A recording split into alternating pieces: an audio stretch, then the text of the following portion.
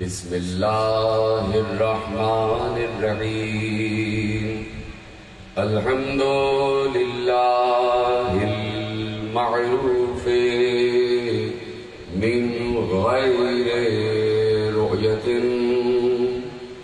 والخالق من غیر رویت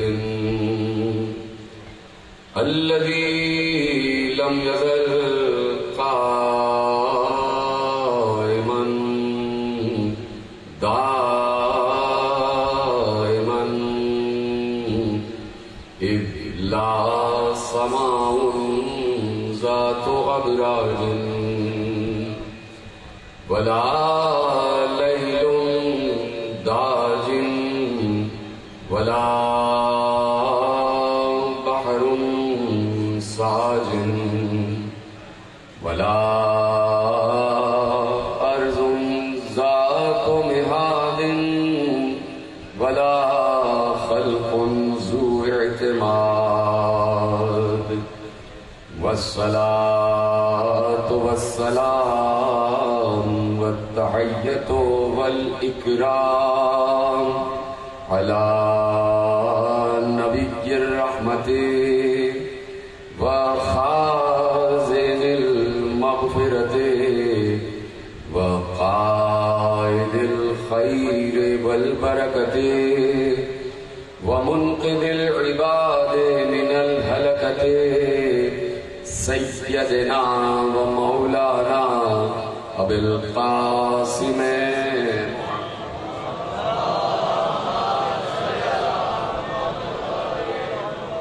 وأهل بيته الطيبين الطاهرين المعصومين المظلومين المنتخبين المنتجبين الذين أذهب الله عنهم الرجس وطهرهم تطهيرا.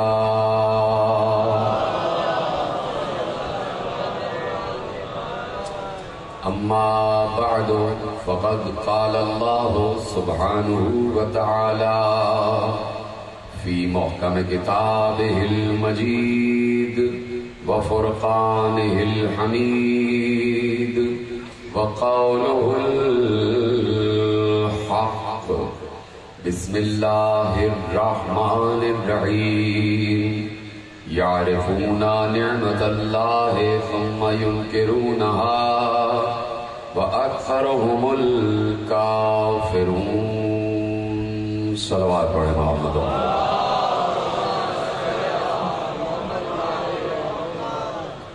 1445 ہجری کے عشرہ ماہ محرم کی مرکزی امام بارگاہ دھوبی گھاٹ فیصل آباد میں آپ حضرات آج چوتھی تقریر سماعت فرما رہے ہیں. موضوع گفتگو ہے وسائل معرفت، اور وسائل معرفت یقیناً بہت ضروری ہیں.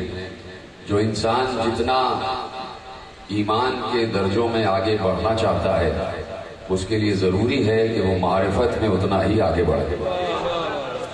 جو جتنا معرفت میں آگے بڑھے گا اس کے ایمان کے درجوں میں اتنا ہی اضافہ ہوتا جائے گا. اب میں یہ جملہ عرض کر چکا تو اس جملے کی روشنی میں آپ اندازہ لگائیے کہ جو ایمان کے 10ویں درجے پر آ جائے اس کی معرفت کیا ہوگی. جو ایمان کے 10ویں درجے پر ہو تو اس کی معرفت کیا ہوگی. اور یہ درجات ایمانی بوسائل معرفت ہے اور بوسیلہ معرفت ہے، اور معرفت بقدر عقل ہے. جس کی جتنی عقل بڑھے گی اس کی اتنی ہی معرفت بڑھتی جائے گی. اپنے چاروں طرف کے مناظر پر غور کرنا معرفت میں اضافے کا سبب ہے. اپنے علم میں اضافہ کرنا معرفت میں اضافے کا سبب ہے. اپنی تعلیم میں اضافہ کرنا معرفت میں اضافے کا سبب ہے. اپنے مشاہدے میں اضافہ کرنا معرفت میں اضافے کا سبب ہے. اپنے ادب میں اضافہ کرنا معرفت میں اضافے کا سبب ہے. یہ سب اسباب معرفت ہیں، یہ سب وسائل معرفت ہیں. لیکن معرفت کا سب سے بڑا اور اعلیٰ عنصر کہ جو تاریخ امامت میں بتایا گیا ہے، اس میں امام موسی کاظم علیہ السلام کے دور میں ایک شخص ہے کہ جو بہت متقی ہے، بہت پرہیزگار ہے. اب میں گفتگو شروع کر رہا ہوں اور بتا رہا ہوں کہ اصل معرفت کسے کہا جاتا ہے. کہ اس دور میں ایک شخص ہے، متقی ہے، پرہیزگار ہے، نمازی ہے، روزے دار ہے، حج گزار ہے، امر بالمعروف بھی کرتا ہے، نہی عن المنکر بھی کرتا ہے، اور جب وقت پڑتا ہے تو دربار میں سب کے سامنے خلیفہ کو ٹوک بھی دیتا ہے، اس کی غلطی پر اس کو ٹوک بھی دیتا ہے. یہ ساری چیزیں اس کے اندر ہیں. وہ متقی بھی ہے، پرہیزگار بھی ہے. ایسے میں کسی مسجد میں اس کی ملاقات میرے ساتویں امام سے ہو گئی. ساتویں امام کا تعارف ہوا اور امام نے کہا ہاں ہم نے تمہارے بارے میں سنا ہے، تم بڑے متقی ہو، بڑے پرہیزگار ہو، بڑے نمازی ہو، بڑے روزے دار ہو، امر بالمعروف بھی کرتے ہو، نہی عن المنکر بھی کرتے ہو، اور بادشاہ کو برسر دربار ٹوک بھی دیتے ہو. تمہارے پاس علم بھی ہے، سب کچھ ہے، لیکن اس کے باوجود تمہارے پاس معرفت نہیں ہے. تمہارے پاس معرفت نہیں ہے. یعنی ان تمام چیزوں کے ہونے کے باوجود معرفت ایک اور کوئی شے ہے، ایک اور کوئی جذبہ ہے، ایک اور کوئی احساس ہے، ایک اور کوئی عنصر ہے کہ جو کسی اور طریقے سے حاصل ہوتا ہے، اور معرفت کسی اور چیز کا نام ہے. ایک بار وہ ٹھٹک گئے اور انہوں نے امام سے پوچھا کہ معرفت کیا ہے؟ مل معرفت کیا ہے؟ امام نے کہا اطلب الحدیث، جاؤ علم حدیث حاصل کرو، علم حدیث حاصل کرو. انہوں نے پوچھا عن کس سے حاصل کروں؟ امام نے ارشاد فرمایا عن فقہاء المدینہ، جاؤ مدینے کے فقہاء سے علم حدیث حاصل کرو. وہ امام کے کہنے پر مدینے کے فقیہوں سے علم دین حاصل کرنے لگے. انہوں نے 2-2.5 سال علم دین حاصل کیا فقہاء مدینہ سے، علم حدیث حاصل کیا، علم فقہ حاصل کیا، اور جو کچھ پڑھ سکتے تھے اسے پڑھ لیا. اس کے بعد بہت عرصے بعد ان کی دوبارہ امام سے ملاقات ہوئی. امام سے کہا کہ میں نے علم حدیث حاصل کر لیا ہے، علم فقہ فقہاء مدینہ سے حاصل کر لیا ہے، اب آپ بتائیے کیا کروں، اب کیسے معرفت حاصل کروں؟ امام نے کہا سناؤ، جو کچھ تم نے حاصل کیا ہے مجھے سناؤ، جو کچھ حاصل کیا ہے مجھے سناؤ.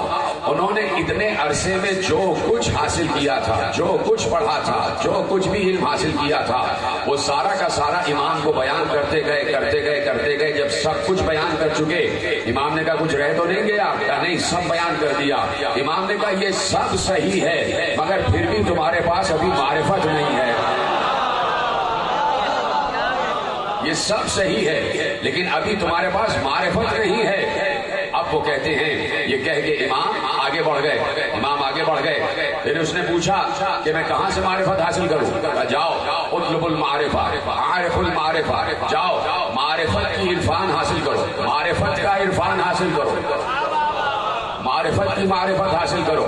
یہ کہہ کے امام آگے بڑھ گئے. اب یہ کہتے ہیں کہ مجھے اپنے دین کے بارے میں پریشانی لاحق ہو گئی کہ میں ایمان کے کس درجے پر کھڑا ہوا ہوں، میرا دین کہاں پر ہے، میرا علم کہاں پر ہے، آیا میں نے کچھ حاصل کیا بھی ہے یا نہیں ہے، یا جو کچھ بھی حاصل کیا ہے وہ سب سر پہ نظر ہو رہا ہے. اپنے بارے میں سوچ رہے تھے کہ دوسرے ہی دن امام سے دوبارہ ملاقات ہوئی. اب یہ آگے بڑھے، انہوں نے امام کو سلام کیا، امام نے جواب سلام دیا. ایک بار انہوں نے پوچھا کہ انی، کہنے لگے امام سے کہنے لگے انی احتج الیک بین یدی اللہ، میں اللہ سے آپ کی شکایت کروں گا. کہا کیوں؟ کہا کہ اب آپ بتائیں مجھے کہ معرفت کیا ہے. فدلنی علی المعرفہ، اب آپ مجھے بتائیں کہ معرفت کیا ہے، مجھے معرفت کے دلائل اب آپ پیش کریں. فدلنی علی المعرفہ، اب آپ مجھے بتائیں کہ معرفت کیا ہے. یہ سب پیش نگاہ ہو گیا نا آپ کے تمام حضرات جو میرے ساتھ بیٹھے ہوئے ہیں کہ انہوں نے علم حدیث بھی حاصل کر لیا، یہ نمازی بھی ہیں، یہ پرہیزگار بھی ہیں، یہ متقی بھی ہیں، یہ امر بالمعروف بھی کرتے ہیں، یہ نہی عن المنکر بھی کرتے ہیں. یہ تمام چیزیں جو شریعت کے تقاضے ہیں وہ پورے بھی کرتے ہیں. بادشاہ کو دربار میں برسر دربار ٹوک بھی دیتے ہیں، بادشاہ کو بتا بھی دیتے ہیں کہ یہ کام تم غلط کر رہے ہو. جرأت بھی ہے، ہمت بھی ہے، علم بھی ہے، تعلیم بھی ہے، تقویٰ بھی ہے، پرہیزگاری بھی ہے، امر بھی ہے، معروف بھی ہے، نہیں بھی ہے، ہدایت بھی ہے، برات بھی ہے، سب کچھ ہے. لیکن امام سے پوچھ رہے ہیں فدلنی علی المعرفہ، اب بتائیے کہ معرفت کیا ہے. جیسے ہی انہوں نے امام سے یہ پوچھا کہ اب آپ بتائیے معرفت کیا ہے، تو امام نے ذکر علی شروع کر دیا.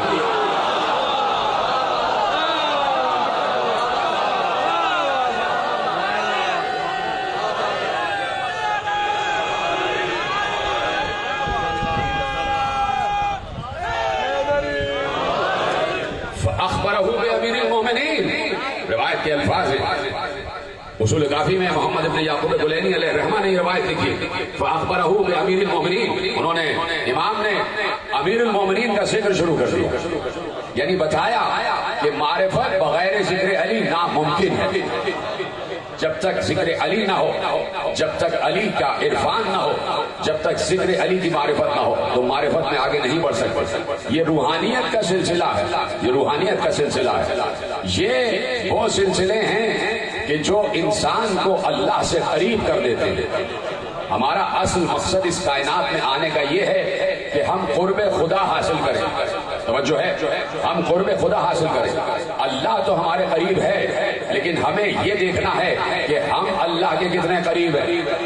ہم اللہ کے کتنے قریب ہیں. تو اللہ کا قرب بغیر وسیلہ ناممکن ہے. اب خاموش ہو گئے اس بات.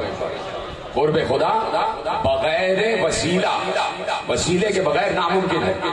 اس لیے کہ اللہ کا تعارف جو ہم تک پہنچا ہے وہ وسیلے کے تحت پہنچا. اللہ جو ہم تک پہنچا ہے، اس کا تعارف جو ہم تک پہنچا ہے وہ وسیلے کے ذریعے پہنچا ہے. اللہ بغیر وسیلہ ہم تک نہیں پہنچا، حالانکہ وہ قادر مطلق ہے، حالانکہ ہر چیز پر قدرت رکھتا ہے. وہ چاہتا تو ہم تک بغیر وسیلہ پہنچ جاتا. اپنی قدرت کے تحت ہم تک اس کا تعارف بغیر وسیلہ پہنچ سکتا تھا. لیکن میں ملاؤں سے یہ کہنا چاہتا ہوں کہ جب وہ اتنا قادر ہوتے ہوئے ہم تک بغیر وسیلہ نہیں پہنچا تو ہم اتنے کمزور ہوتے ہوئے اس تک بغیر وسیلہ کیسے پہنچ جائیں گے. ہم اتنے ناقص ہوتے ہوئے اس تک بغیر وسیلہ کیسے پہنچ جائیں گے. تو وسیلہ بہت ضروری ہے، اور وسیلہ بھی وہ ہو جو معرفت کے ساتھ، جو معرفت کے ساتھ. ہر کام کی معرفت ہونا ضروری ہے. جو کام آپ کر رہے ہیں، اب میں نچلے درجے سے بات شروع کر رہا ہوں کہ بھائی جو کام آپ کر رہے ہیں اس کی معرفت ہونا ضروری ہے کہ کام کیا کر رہے ہیں، کام کیا کر رہے ہیں. مثلا میں نے کہیں مثال دی تھی اور وہ مثال آپ کے سامنے دہراتا ہوں کہ آپ جا رہے ہیں، سڑک پر جا رہے ہیں اور ایسے میں کوئی صاحب ہیں جو گڈھا کھود رہے ہیں، گڑھا کھود رہے ہیں، کھدائی کر رہے ہیں. آپ نے ان سے پوچھا کیا کر رہے ہو؟ توجہ سے سنیے گا اور سمجھیے گا میں کہنے کا چاہ رہا ہوں. آپ نے ان سے پوچھا کیا کر رہے ہو؟ انہوں نے کہا گڑھا کھود رہا ہوں. ٹھیک ہے. آپ نے کہا کیوں کھود رہے ہو؟ انہوں نے کہا مجھے نہیں معلوم کیوں کھود رہا ہوں. جو ہے سب سن رہے میرے ساتھ. یعنی اس کام کی معرفت نہیں ہے کہ جو کام کر رہے ہیں، اس کام کی معرفت نہیں ہے جو کام کر رہے ہیں. اب میں نے نچلے سطح کی مثال دی، اب میں ذرا بلند سطح کی مثال دیتا ہوں. کوئی صاحب نماز پڑھ رہے ہیں، کوئی صاحب نماز پڑھ رہے ہیں، نماز پڑھ لی انہوں نے. آپ نے پوچھا کیا کام کر رہے تھے؟ انہوں نے کہا نماز پڑھ رہا تھا. آپ نے کہا کس کی نماز پڑھ رہے تھے؟ انہوں نے کہا پتہ نہیں. یہ آخری آدمی تک بات میری پہنچ رہی ہے. یعنی جو کام کر رہے ہو اس کی معرفت ہونا ضروری ہے، اس کو پہچاننا ضروری ہے. جس کا سجدہ کر رہے ہو کیا اسے پہچانتے بھی ہو؟ جس کے سجدے میں پیشانی رکھی ہے کیا اس کا عرفان بھی حاصل ہے؟ کیا اس کی معرفت بھی حاصل ہے؟ اس لیے جب امام سے پوچھا گیا کہ مولا ہماری دعائیں قبول نہیں ہوتی، بعض دعائیں ہماری رد ہو جاتی ہیں، قبول نہیں ہوتی، اس کی وجہ کیا ہے؟ سنیں گے جملہ. میرے چھٹے امام نے ارشاد فرمایا کہ لِأَنَّكُمْ تَدْعُونَ مَن لَا تَعْرِفُونَ، اس لیے کہ تم اس کو پکار رہے ہو جسے پہچانتے ہی نہیں ہو. اس کو پکار رہے ہو جسے پہچانتے ہی نہیں ہو، جس کا عرفان ہی حاصل نہیں ہے. تو عرفان ضروری ہے. میں نے کہا معرفت بقدر عقل، اور عقل پر سیکل کیا جا سکتا ہے، عقل پر سیکل کیا جا سکتا ہے. عقل آگے بڑھتی ہے، معرفت آگے بڑھتی ہے. عقل کامل ہوتی ہے 40 برس کے سن میں، تو آپ کی معرفت بھی 40 برس کے سن میں کامل ہو جانی چاہیے، ہو جانی چاہیے. تو اب معرفت کے ذرائع کیا ہے؟ معرفت کے وسیلے کیا ہیں؟ اللہ نے اپنے تک پہنچنے کے کچھ وسیلے قرار دیے ہیں، کچھ وسائل قرار دیے ہیں، اور ان وسائل کو پہچاننا بہت ضروری ہے۔ اس لیے جب آپ کسی بھی امام کے روضے پر جاتے ہیں، توجہ، کسی بھی امام کے روضے پر جاتے ہیں تو آپ ایک زیارت پڑھتے ہیں، اور جب زیارت پڑھتے ہیں تو اس میں ایک لفظ ادا ہوتا ہے، ایک لفظ ادا ہوتا ہے، اور وہ لفظ کیا ہے؟ بہت آسان لفظ ہے، آپ عربی ہی سے سمجھ جائیں گے کہ لفظ کیا ہے، بہت آسان لفظ ہے۔ اور جو حضرات زیارت پر جا چکے ہیں اور زیارتیں پڑھی ہیں انہوں نے، اور وہ اس لفظ تک بآسانی پہنچ جائیں گے کہ آپ امام کی طرف، ذریح کی طرف رخ کر کے مخاطب ہوتے ہیں۔ جہاں بہت سارے جملے امام کی شان میں بولتے ہیں، وہیں ایک جملہ ایک اور ہے، اور وہ ہر امام کے لیے بولا جاتا ہے کہ میں گواہی دیتا ہوں، کیا گواہی دیتا ہوں؟ انتم باب اللہ، آپ اللہ تک پہنچنے کا دروازہ ہیں۔ انت باب اللہ، آپ اللہ تک پہنچنے کا دروازہ ہیں۔ یہ سب ابواب اللہ ہیں، یہ جتنے ہیں یہ سب ابواب اللہ ہیں، یہ اللہ تک پہنچنے کا دروازہ ہے۔ یعنی اللہ تک پہنچنے کا کوئی دروازہ بھی ہے جس کے ذریعے سے اللہ تک پہنچا جا سکتا ہے، جیسے شہر علم تک پہنچنے کا دروازہ، سلامت رہیں سلامت رہیں، آپ اشاروں سے بات سمجھ رہے ہیں، خدا کا شکر ہے، جیسے شہر علم تک پہنچنے کا دروازہ علی ہے، علی ہے، ویسے ہی ہر دروازہ جو آل محمد سے متصل ہے وہ اللہ تک پہنچاتا ہے، وہ اللہ سے قریب کرتا ہے، وہ اللہ سے قریب کرتا ہے۔ علی بھی باب اللہ ہے، اور علی کے بعد جتنے علی کے بیٹے ہیں سب کے سب باب اللہ ہیں، سب ابواب اللہ ہیں، سب اللہ تک پہنچنے کا وسیلہ ہیں، سب اللہ تک پہنچنے کا راستہ ہیں، سب اللہ تک پہنچنے کا دروازہ ہیں۔ پیغمبر تو یہاں تک کہہ چکے، توجہ فرمائی آپ نے، ایک مثال دے دوں پہلے کہ یہ فیصل آباد ہے اور ہمیں یہاں سے جانا ہے صاحبال، تو اس کے لیے ایک راستہ معین ہے، ایک راستہ معین کہ آپ یہاں سے چلے اور آپ نے سمندری کراس کرتے ہوئے آگے بڑھتے گئے، اور پھر اس کے بعد دو چار راستے، دو چار گلیاں موڑتے ہوئے آپ صاحبال پہنچ گئے۔ اب آپ یہاں سے بھی کسی سے پوچھیں گے کہ بھائی صاحبال پہنچنے کا راستہ کہاں ہے، ایسا ہے، تو انہوں نے بتایا بھائی ادھر جائیے، پھر ادھر جائیے، پھر ادھر سے وہ سڑک لیجیے اور لیجیے، آپ 1.5 گھنٹے میں صاحبال پہنچ جائیں گے۔ جب آپ اس راستے پر چلیں گے تو صاحبال پہنچیں گے۔ جیتے رہیں جن جن کے ہاتھ بلند ہو رہے ہیں، جب آپ اسی راستے پر چلیں گے تو صاحبال پہنچیں گے۔ اپنی مرضی سے کوئی راستہ اپنا لیا تو کہیں اور تو پہنچ جائیں گے، منزل پر نہیں پہنچیں گے، منزل پر نہیں پہنچیں گے۔ یعنی کسی شہر تک پہنچنے کا ایک راستہ ہے، اس راستے پر آپ چلے تو آپ اپنی منزل مخصوص تک پہنچ جائیں گے۔ آپ نے کوئی اور راستہ اپنایا تو کہیں اور پہنچیں گے، اس منزل تک نہیں پہنچیں گے، ٹھیک ہے۔ پیغمبر نے مسجد نبوی کے ممبر پر بیٹھ کر علی کو مخاطب کیا، اور سارے اصحاب سامنے موجود تھے، سارے اجلہ اصحاب کرام سامنے موجود تھے، سارے درجات والے اصحاب کرام سامنے موجود تھے، سارے قابل احترام اصحاب کرام سامنے موجود تھے۔ ان سب کی موجودگی میں ایک بار علی کو مخاطب کر کے کہا، جملہ سنیں گے آپ پیغمبر کا جملہ، ان سب اصحاب کی موجودگی میں پیغمبر نے علی کو مخاطب کر کے کہا، یا علی انت الطریق الی اللہ، اے علی تم اللہ تک پہنچنے کا راستہ ہو۔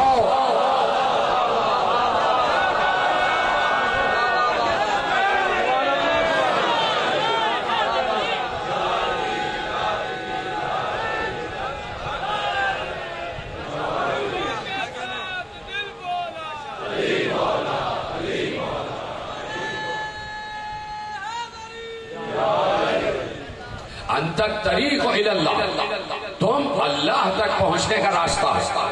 کون راستہ ہے؟ علی۔ کس تک پہنچنے کا؟ آپ سب نے کہا اللہ تک پہنچنے کا، بالکل صحیح کہا آپ نے، لیکن میں ذرا سا ایک جملہ بدل دوں، اللہ کا بھی ایک نام علی ہے،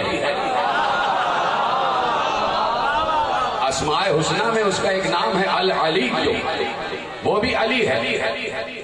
اب جملہ آپ کے حوالے کر دوں آپ کے حفظ طبیعت کے لیے کہ اس علی تک پہنچنے کا راستہ یہ علی ہے، علی سے علی تک، جیتے رہیں سلامت رہیں، علی سے علی تک، علی کی ابن ابی طالب علی کے اعلیٰ تک پہنچاتا تھا، علی اعلیٰ تک پہنچاتا تھا۔ وہ علی اعلیٰ جس نے مخلوقات کے لیے اپنا سب سے پہلے ایک نام رکھا، مخلوقات کے لیے اللہ تنہا تھا اور وہ اپنی تنہائی سے گھبرانے والا نہیں تھا، وہ اپنی تنہائی سے پریشان ہونے والا نہیں تھا، اسے اپنی تنہائی بانٹنے کے لیے کسی اور کی ضرورت نہیں تھی، وہ گھبرانے والا نہیں تھا، وہ اپنی تنہائی میں خود کافی تھا، اپنی تنہائی میں خود اپنے لیے کافی تھا، اسے کوئی دوسری کی ضرورت نہیں تھی کہ تنہائی سے گھبرا رہا ہو تو اس نے کہا کہ بھائی کسی کو خلق کر دوں تاکہ میری تنہائی کا ساتھی ہو جائے، نہیں، اس نے اگر کسی کو خلق کیا تو اپنی معرفت کے لیے خلق کیا۔ بڑی آسانی سنا آپ نے جملہ، بچپن سے آپ یہ حدیث قدسی سماعت فرما رہے ہیں کہ کنت کنزا مخفیا فاحببت لك ان اعرف فخلقتك یا محمد، میں چھپا ہوا خزانہ تھا، میں نے چاہا کہ میں پہچانا جاؤں، تو اے محمد میں نے تم کو خلق کیا، یعنی اپنی معرفت کے لیے ایک مخلوق خلق کر دی۔ جب کوئی بھی نہیں ہے، جب اول مخلوق بھی نہیں ہے اور صرف اللہ اکیلا ہے، تنہا ہے، اس وقت اس کا نام اللہ بھی نہیں تھا، اس وقت اس کا کوئی نام نہیں تھا، کوئی نام نہیں تھا، اس کو کسی نام کی ضرورت بھی نہیں تھی، اس لیے کہ نام کی ضرورت اس وقت پڑتی ہے کہ جب کوئی پکارنے والا ہو، اس کو کوئی پکارنے والا ہی نہیں تھا تو اس کا کوئی نام بھی نہیں تھا۔ جب اس نے، معصوم ارشاد فرماتے ہیں کہ جب اس نے مخلوق کے خلق کرنے کا ارادہ کیا، جب اس نے مخلوق کے خلق کرنے کا ارادہ کیا تو اس کے علم میں یہ بات تھی کہ یہ مخلوق پریشان بھی ہوگی، یہ مخلوق گھبراہٹ کا شکار بھی ہوگی، یہ مخلوق مشکل میں گرفتار بھی ہوگی، اور اسے اپنی مشکل کشائی کے لیے کوئی مشکل کشا چاہیے ہوگا، اسے اپنی مشکل کو رد کرنے کے لیے کوئی حاجت روا چاہیے ہوگا، کوئی ایسا چاہیے ہوگا جسے یہ پکارے اور وہ مدد کے لیے آ جائے۔ تو اللہ نے مخلوق کی مشکلات کو رد کرنے کے لیے اپنا جو سب سے پہلا نام رکھا وہ تھا علی العظیم، وہ تھا علی العظیم، سب سے پہلا جو اس نے اپنا نام رکھا وہ تھا علی العظیم، یعنی وہ چاہتا ہے کہ مشکل میں اسے یا علی کہہ کے پکارا جائے۔ بڑی آسانی سنا آپ نے جملہ میرے عزیزو، وہ چاہتا ہے کہ مشکل میں اسے ہی پکارا جائے، اور جب پکارا جائے تو یا علی کہہ کے پکارا جائے، یا علی کہہ کے پکارا جائے۔ اسی لیے جب ہم ایک دوسرے سے ملتے ہیں تو ہاتھ ملاتے وقت یا علی مدد کہتے ہیں کہ اللہ کو یاد کر رہے ہوتے، اسے یاد کر رہے ہوتے، تو بھائی وہ چاہتا یہ ہے کہ اسے پکارا جائے۔ تو بات یہ ہے کہ ہم اپنی مشکل میں پکارتے اسے ہی ہیں، سلامت رہیں، سلامت رہیں، پکارتے اسے ہی ہیں، اپنی مشکل میں اسے ہی پکارتے ہیں، لیکن بات یہ ہے کہ ہزار برس سے از ازل سنت خداوندی یہ ہے کہ ہم پکارتے اس علی کو ہیں جو اللہ ہے، اور وہ بھیجتا اس علی کو ہے جو ابو طالب کا بیٹا ہے۔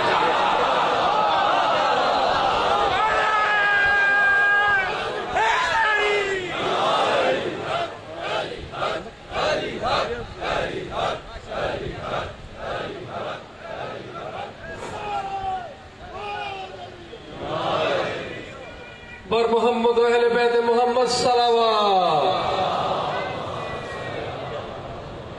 معزز سادات مومنین، ہمیں ہمیشہ ہی سے آپ کے تعاون پر فخر رہا ہے، اور جب بھی ہم نے مشر امام حسین علیہ السلام کے لیے آپ کے سامنے جھولی پھیلائی ہے، چندہ کی اپیل کی ہے، تو آپ نے دل کھول کر ہماری امداد کی ہے۔ تو ہمارے کارکنان جن کے پاس سبز رنگ کی جھولیاں ہیں وہ آپ کے درمیان آئیں گے، تو آپ سے استدعا ہے کہ آزاداری سید الشہداء کے اس مشن کے لیے آپ ہم سے تعاون فرمائیں۔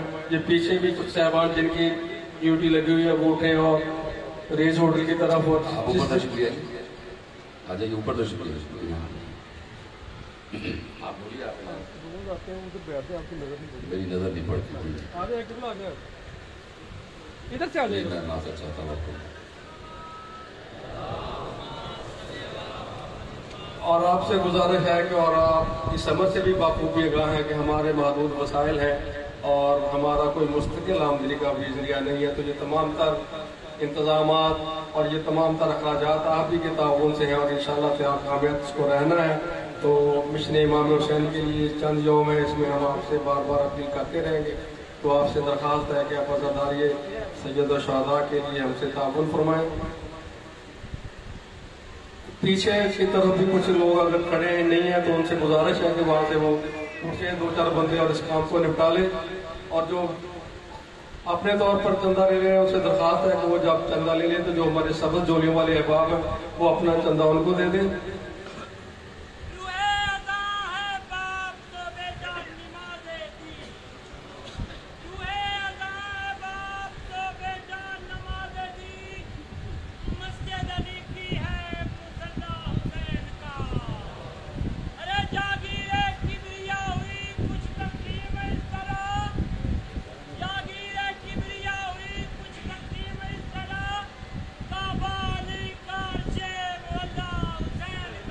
मोमिन महंगाई के तनासर से भी आप लोग अब बखूबी आगाह हैं और इस साल बल्कि पिछले चंद सालों से अखराजात डबल से ज़्यादा हो रहे हैं।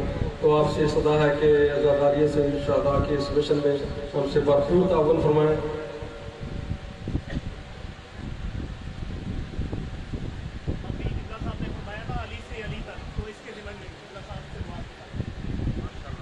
जन्नत के इश्तियाक में सजदों का एहतमाम, जन्नत के इश्तियाक में सजदों का एहतमाम, मैं क्यों न ऐसे शौक को सौदागरी कहूं और लेकर जो खून से अजरे रिसालत न दे सके गासिब कहूं ना तो क्या उसे मुत्तकी कहूं। कर्ज़ाते किरदगार अली अज़ीम है, किसको खुदा कहूं तो मैं किसको अली कहूं। वो सामने पीछे की तरफ कोई लोग मुझे अपनी तरफ से नजर नहीं आ रहे हैं तो मेरी किसी दोस्त से गुजारिश होगी तो वहाँ से खड़े होकर चंदा वसूल कर ले। जो लास्ट में मोमिन बैठे हैं उनसे दरखास्त है कि वहाँ से कोई अगर बंदा खड़ा होकर अगर वो ये कर दे तो उनकी मेहरबानी होगी, वो करके वो हमारे जो कारकुनान दरमियान में मौजूद है उनको दे दें।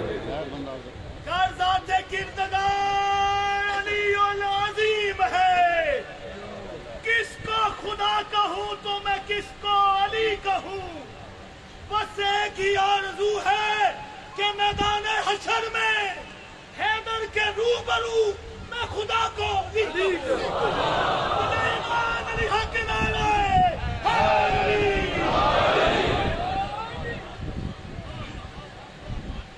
सलावत पढ़े मोहम्मद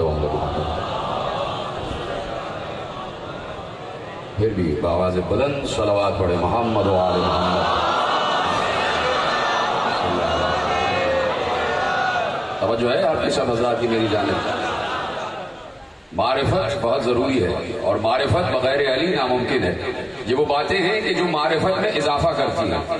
जब बंदा ऐसा है तो खुदा कैसा होगा, जब अब्द ऐसा है तो माबूद कैसा होगा। असल में सारा सिलसिला माबूद को आला मानने का है, माबूद को बुलंद मानने का है। तो माबूद को बुलंद वही बताए कि जो खुद बुलंद हो, जो खुद बुलंद हो वही बता सकता है कि माबूद कितना बुलंद है। और फिर जिसे खुद माबूद ने बता दिया हो कि मैं कितना बुलंद हूं, मुझे बताइए क्या किसी मुल्ला पर अल्लाह जाहिर हुआ? क्या किसी आम इंसान पर अल्लाह जाहिर हुआ? अगर जाहिर हुआ तो मोहम्मद पर जाहिर हुआ, अगर जाहिर हुआ तो मुस्तफा पर जाहिर हुआ। और फिर मुस्तफा पर जाहिर होकर उसने अपनी तमाम सिफात का आईना मुस्तफा को बनाया, तमाम सिफात का आईना मुस्तफा को बनाया ताकि मुस्तफा को बताए नहीं बल्कि समझा दे कि मैं अगर खालिक हूं तो कैसा हूं, अगर राज़िक हूं तो कैसा हूं, अगर रहीम हूं तो कैसा हूं, अगर रहमान हूं तो कैसा हूं। उसने मुस्तफा को अपनी सिफात बताई नहीं, सिफात तो हमें भी बताई हुई, सिफात तो हमें भी मालूम है उसकी। तो जैसे हमें मालूम है तो क्या मुस्तफा भी वैसे ही अल्लाह को जानता है? ऐसा हो ही नहीं सकता। उसने मुस्तफा को अपनी मारिफत अता की, किस तरीके से अता की? उसने कहा मैं राज़िक हूं तो मैं भी राज़िक बना रहा हूं, मैं खालिक हूं तो मैं भी खालिक बना रहा हूं। की तरह सलामत रहे।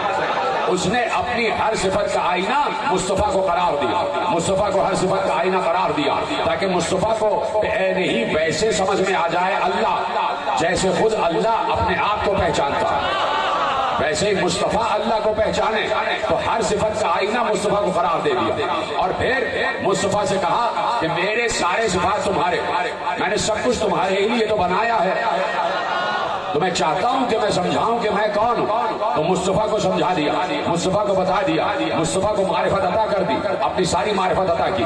خود رحمان تھا تو مصطفیٰ کو بھی رحمان بنا دیا، خود رحیم تھا تو مصطفیٰ کو بھی رحیم بنا دیا، خود رؤوف تھا تو مصطفیٰ کو بھی رؤوف بنا دیا، خود کریم تھا تو مصطفیٰ کو بھی کریم بنا دیا، خود خالق تھا تو مصطفیٰ کو بھی خالق بنا دیا، خود رازق تھا تو مصطفیٰ کو بھی رازق بنا دیا، خود غفور تھا تو مصطفیٰ کو غفور بنا دیا، خود غفار تھا تو مصطفیٰ کو بھی غفار بنا دیا، خود قہار تھا تو مصطفیٰ کو بھی جلال کا آئینہ بنا دیا، خود صبور تھا تو مصطفیٰ کو بھی صبور بنا دیا، خود شکور تھا تو مصطفیٰ کو بھی شکور بنا دیا، خود ستار تھا تو مصطفیٰ کو بھی ستار بنا دیا، خود مومن تھا تو مصطفیٰ کو بھی مومن بنا دیا، خود مہیمن تھا تو مصطفیٰ کو بھی مہیمن بنا دیا، خود متکبر تھا تو مصطفیٰ کو بھی اس لائق کر دیا کہ وہ تکبر کرے، خود خود خود سلام تھا تو مصطفیٰ کو بھی سلام بنا دیا، خود مہیمن تھا تو مصطفیٰ کو بھی مہیمن بنا دیا، خود قدوس تھا تو مصطفیٰ کو بھی قدوس بنا دیا، خود سلام تھا تو مصطفیٰ کو بھی سلام بنا دیا، خود لطیف تھا تو مصطفیٰ کو بھی لطیف بنا دیا، خود خبیر تھا تو مصطفیٰ کو بھی خبیر بنا دیا، خود سمیع تھا تو مصطفیٰ کو بھی سمیع بنا دیا، خود علیم تھا تو مصطفیٰ کو بھی علیم بنا دیا، خود بشیر تھا تو مصطفیٰ کو بھی بشیر بنا دیا۔ بس ایک بات رہ گئی کہ خود لا شریک تھا تو مصطفیٰ کو لا شریک نہ رہنے دیا، مصطفیٰ کے نور کے دو ٹکڑے کیے، ایک کا نام محمد، ایک کا نام علی۔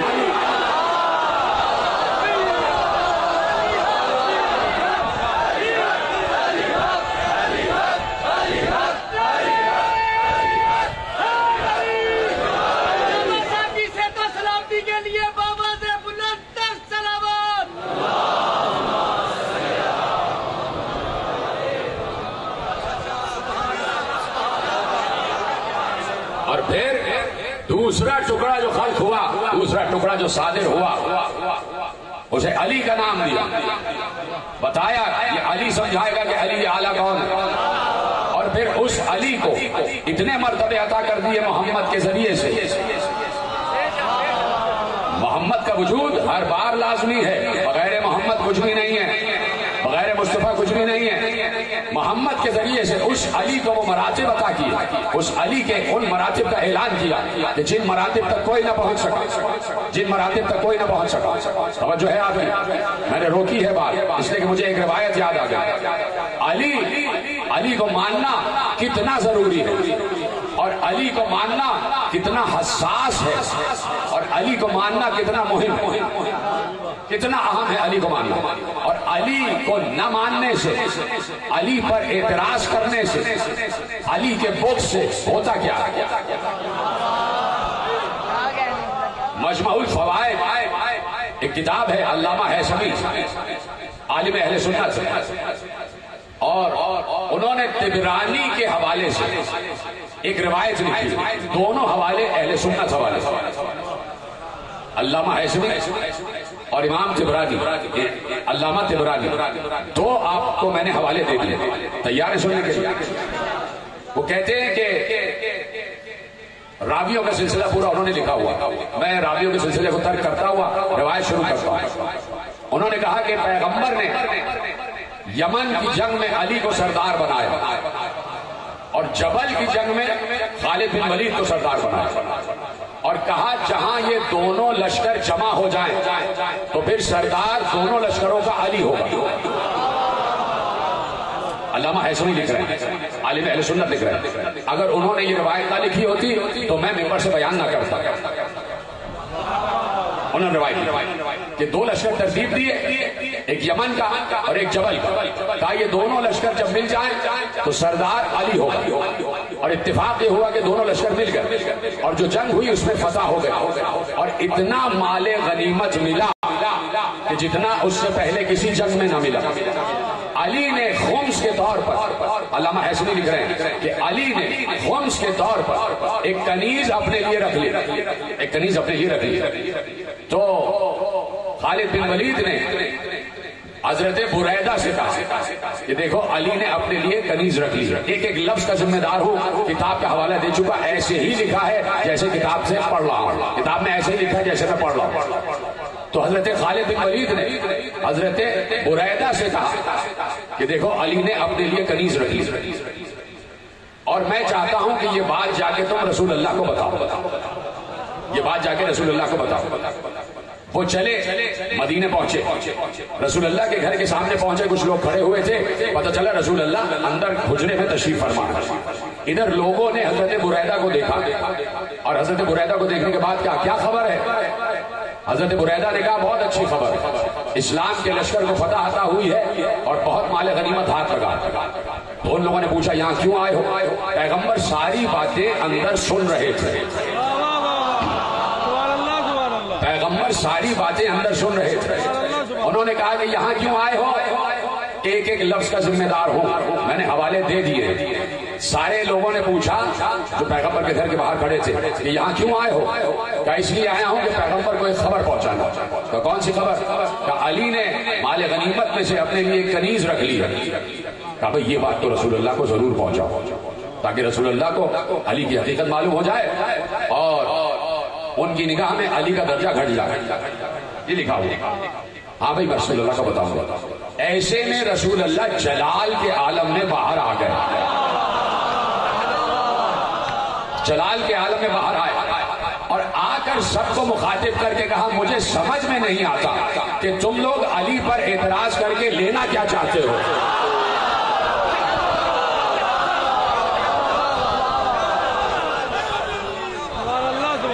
تم لوگ علی پر اعتراض کر کے لینا کیا چاہتے ہو؟ سنو اے بریدہ جا کے بتا دو کہ علی کا اس مال غنیمت میں اس کنیز سے کہیں زیادہ حصہ ہے۔ علی کا اس مال غنیمت میں اس کنیز سے کہیں زیادہ حصہ ہے۔ کہا کیوں؟ کہا انہ ولی من بعدی ولیکم من بعدی، اس لیے کہ علی میرے بعد تمہارا ولی ہے، میرے بعد تمہارا ولی ہے۔ آپ سنیں گے جس جملے کے میں نے زحمت دی ہے۔ ایک بار جیسے ہی حضرت بریدہ نے یہ سنا کہ پیغمبر جلال کے عالم میں آ گئے تو فوراً کہا یا رسول اللہ بالصحبہ، اے رسول اللہ آپ کو میری پچھلی صحابیت کا واسطہ، اللہ بسطتا یدک، اللہ بسطتا یدک، اے پیغمبر اے رسول اللہ آپ کو میری صحابیت کا واسطہ اپنا ہاتھ آگے بڑھائیں، اپنا ہاتھ آگے بڑھائیں تاکہ میں دوبارہ آپ کی بیعت کروں اور دوبارہ اسلام لاؤں۔ جو سمجھ گئے تو میرا سلام ہے، خدا آپ کو سلامت رکھے۔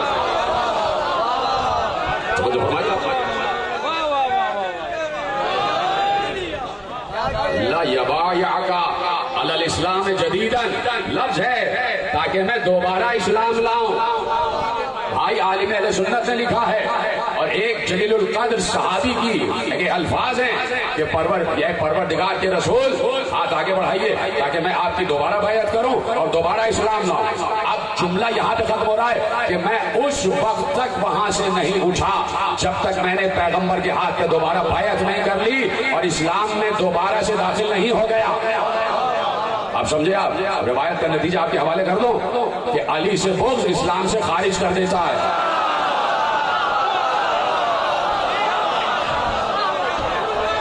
سبحان اللہ سبحان اللہ۔ کیوں ایسا کیوں ہے؟ یہ علی کا مرتبہ ایسا کیوں ہے؟ کیوں اتنا مرتبہ علی کو ملا؟ اس لیے کہ خود پیغمبر نے کہہ دیا تھا، اللہ پیغمبر سے کہلوا رہا ہے اور پیغمبر ارشاد فرما رہے ہیں الحق مع علی وعلی مع الحق، حق علی کے ساتھ ہے اور علی حق کے ساتھ ہے۔ اس پر پوری تقریر میں کر چکا 2 سال پہلے، حق علی کے ساتھ ہے اور علی حق کے ساتھ ہے، وہ چیز نہیں دہرا رہا۔ آج ایک نیا زاویہ آپ کے حوالے کر رہا ہے، نئی روایت تو نہیں، روایت تو پرانی ہے، ایک نیا زاویہ آپ کے حوالے کر رہا ہے۔ علی حق ہے اور علی حق کے ساتھ ہے اور حق علی کے ساتھ ہے، الحق مع علی وعلی مع الحق، حق علی کے ساتھ ہے اور علی حق کے ساتھ ہے۔ یہ پیغمبر کی حدیث ہے اور متفق علیہ حدیث ہے، سب نے اس حدیث کو لکھا ہے، حق علی کے ساتھ علی حق کے ساتھ۔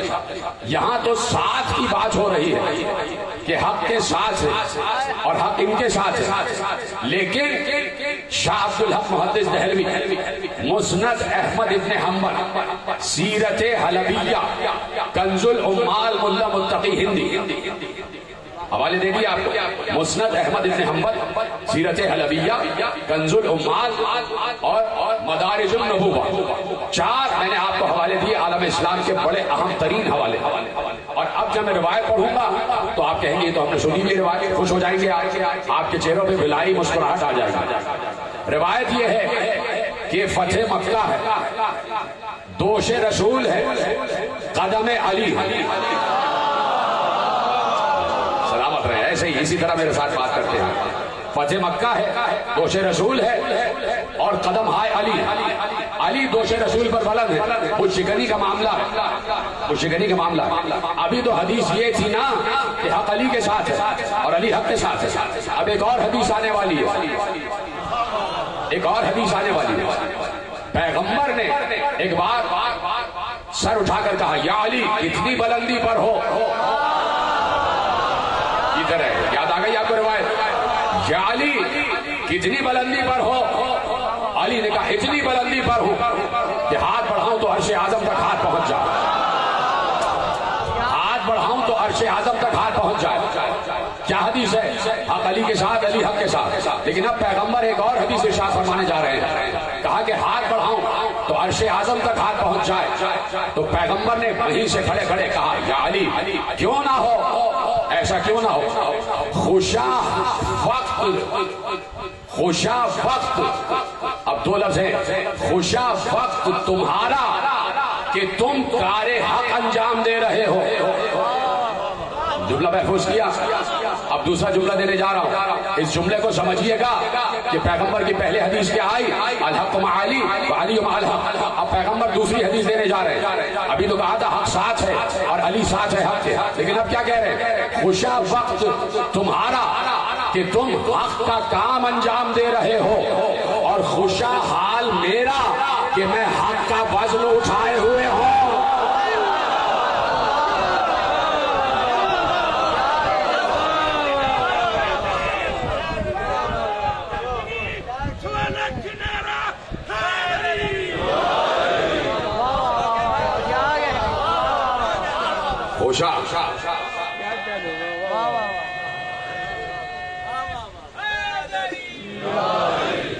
خوشا وقت تمہارا کہ تم کار حق انجام دے رہے ہو اور خوشا حال میرا کہ میں بار حق اٹھائے ہوئے ہوں.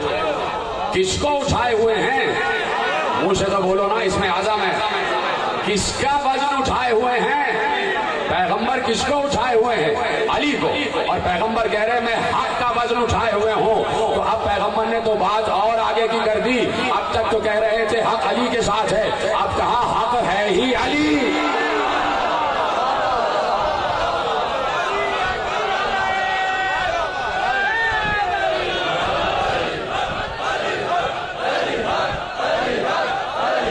سب مل کے بولیں گے، مجھے آواز بلند چاہیے.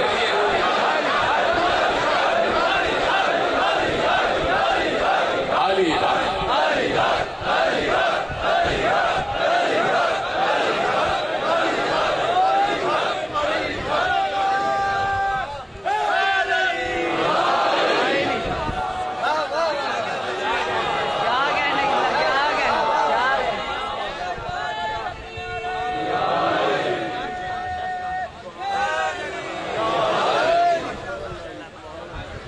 توجہ فرما لیا آپ نے کہ علی مجسم حق ہے، علی حق ہے.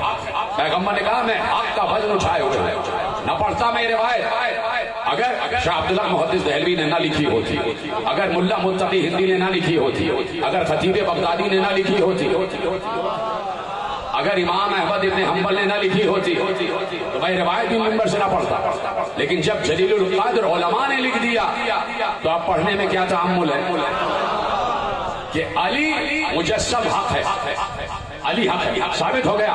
علماء اہل سنت سے پیغمبر کے قول کی روشنی میں یہ بات ثابت کر دی کہ علی حق ہے. ثابت ہو گئی بات، علی حق ہے. علی دائیں مڑے تو حق دائیں مڑتا، علی بائیں مڑے تو حق بائیں مڑتا.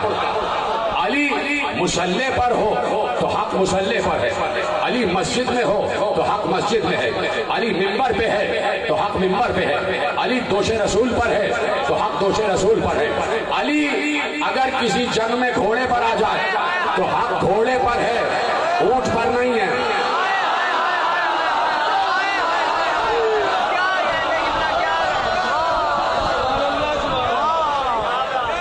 جدھر جدھر علی مڑے گا ادھر ادھر حق مڑے گا، تو علی مجسم حق ہے، علی مجسم حق ہے، علی مجسم حق ہے۔ علماء اہل سنت نے، مقتدر علماء اہل سنت نے لکھ دیا کہ علی مجسم حق ہے، سر سے پاؤں تک علی حق ہے۔ جب یہ بات ثابت ہو گئی، میں نے کہہ دیا نا میں یہ جملہ نہ کہتا اگر علماء اہل سنت، ہمارے عزیز ترین اہل سنت بھائیوں کے علماء نے نہ لکھا ہوتا۔ میں قدر کرتا ہوں اپنے تمام اہل سنت بھائیوں کی اور اپنے اہل سنت بھائیوں کے علماء کی کہ انہوں نے اتنا علی علی کیا ہے۔ معرفت کی راہوں پہ وہ آگے بڑھ رہے ہیں، ہم سے زیادہ علی علی وہ کر رہے ہیں، معرفت کی راہوں میں وہ آگے بڑھ رہے ہیں۔ تو اب جب ثابت ہو گیا کہ علی حق ہے تو لیجئے اب میں ایک آیت آپ کے حوالے کرتا ہوں، اب سننا اور آیت کے ترجمے ہی سے سمجھ جانا کہ میرا مطمئن، بلکہ میرا نہیں خدا کا مطمئن نظر کیا ہے۔ جب یہ بات ثابت ہو گئی حدیث سے کہ علی حق ہے تو اللہ نے قرآن میں ارشاد فرمایا، اتنے آسان الفاظ ہیں، یقین کرو میں تم سے التجا کرتا ہوں کہ عربی ہی سے سمجھ جانا، ترجمے کی زحمت مجھے نہ ہو۔ اب جب ثابت ہو گیا کہ علی حق ہے تو اللہ نے قرآن میں کہا الحق من ربک،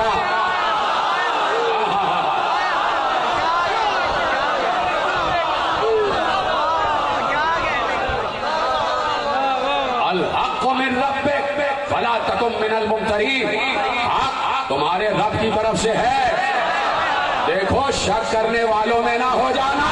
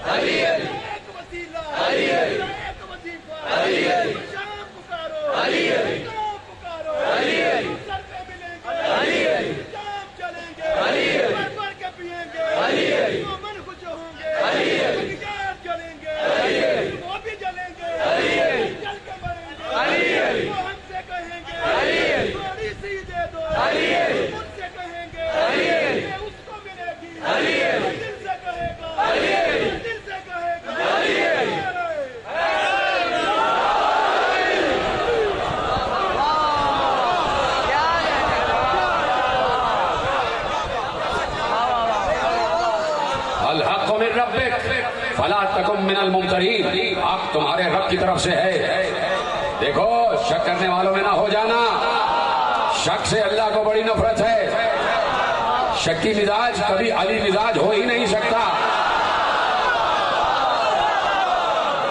کبھی علی پسند نہیں ہو سکتا، کبھی محمد و علی کو وہ نہیں سمجھ سکتا جس کے دل میں شک کا بیج بویا جا چکا ہو۔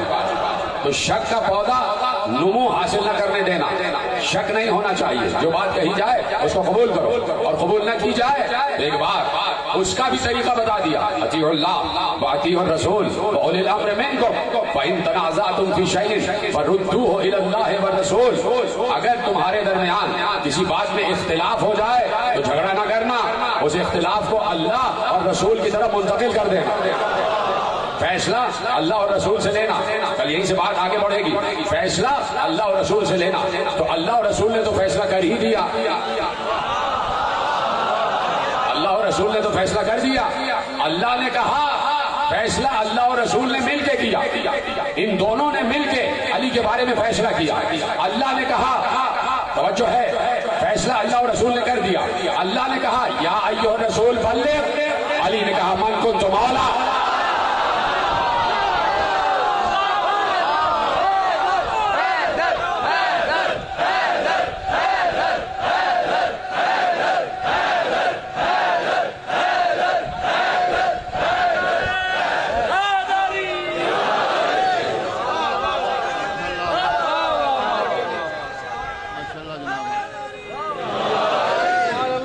اللہ نے کہا بلغ. رسول نے کہا ان کنت مولا فہذا علی مولا.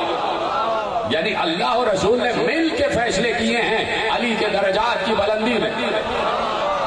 دونوں نے چاہا ہے کہ علی کو بلند کیا جائے. وجہ یہ ہے کہ امتحان امت ہوگا علی کی وجہ سے. امتحان ہوگا علی کی وجہ سے. نہیں تو اللہ اور رسول کو تو سب مانتے ہیں. رسول کو تو منافق بھی مانتا ہے.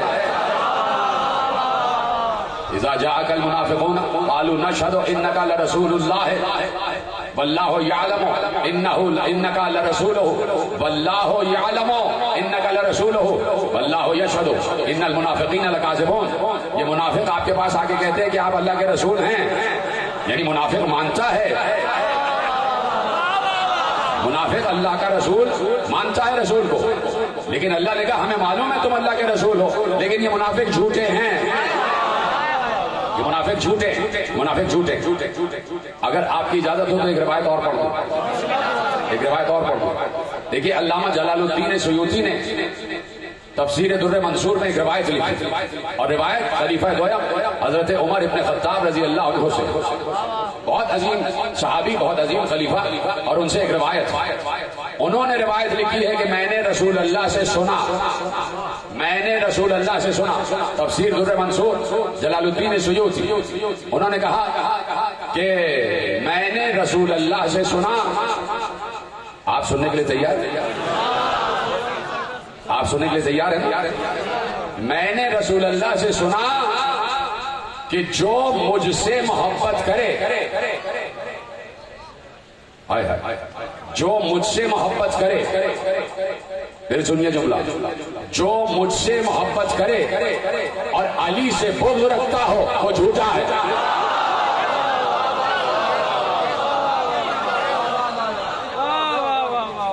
من زعم ان يحبني ويبغضني انه كذاب. جو یہ زعم کرتا ہے کہ وہ مجھ سے محبت کرتا ہے لیکن علی سے بغض رکھتا ہے تو وہ جھوٹا. یعنی محبت رسول بغیر محبت علی نہ اللہ کو قبول ہے نہ رسول اللہ کو قبول ہے. یہی معرفت کے ذرائع ہیں, یہی معرفت کے وسائل. انہی ذریعے سے معرفت اپنی آگے بڑھائی جا سکتی ہے. جتنی معرفت آگے بڑھے گی اتنی روحانیت میں اضافہ ہوگا. یہ جتنے صوفیہ گزرے ہیں, یہ جتنے اولیاء گزرے ہیں, ان سب کا ایک ہی بت تھا علی. ان سب کا ایک ہی بت علی. دم ہمدم علی. ساقی با وفا منم دم ہمدم علی. صوفی با صفا منم دم ہمدم علی. عاشق مرتضی منم دم ہمدم علی. مطرب خوشنوا منم دم ہمدم علی. شاہ شریعتم توئی پیر طریقتم توئی.